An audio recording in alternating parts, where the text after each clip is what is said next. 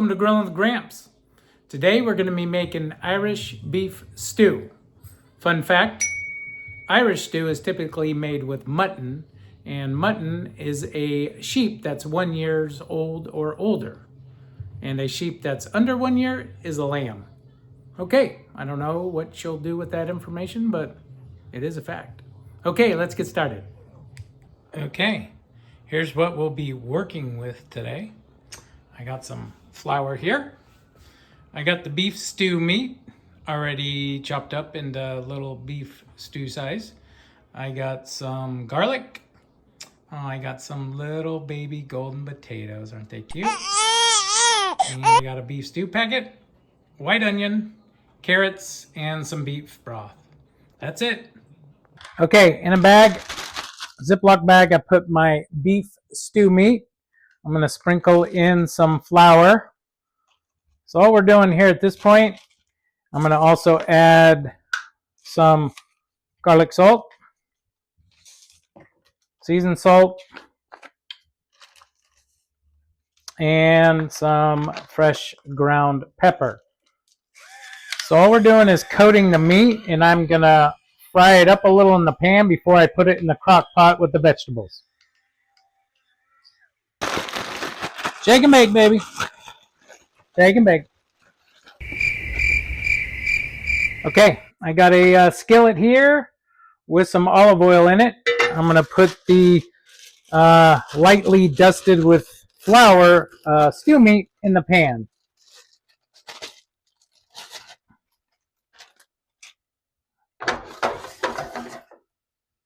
All right, should have waited till it got a little hotter, but we're good. So all you're doing is basically going to just brown the stew meat. And the reason why I put flour on it, because it'll make the stew a little bit thicker once it starts cooking together with the vegetables.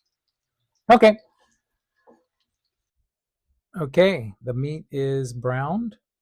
Ooh, look at that technique. Can't teach that, people. Ready for the next step. All right, so we got our meat in the crock pot. I diced up a couple cloves of garlic. Now we're going to be adding our vegetables, potatoes. I actually have a little more here. So I just have the potatoes, and I actually blanched both the potatoes and carrots just to get them a little bit soft because I don't have a ton of cook time. Usually I'll cook this for 6 hours, but I don't have that tonight. And then the onions, I just kind of rough cut those. As far as the broth goes, I have some broth in a cup. And what I do is I mix in about a teaspoon of flour and then the beef stew seasoning packet. Mix that all together. So the flour is just going to make this a thicker stew. I like my stew kind of thick, so that's why I add the extra teaspoon there. And obviously the beef stew packet is all about seasoning.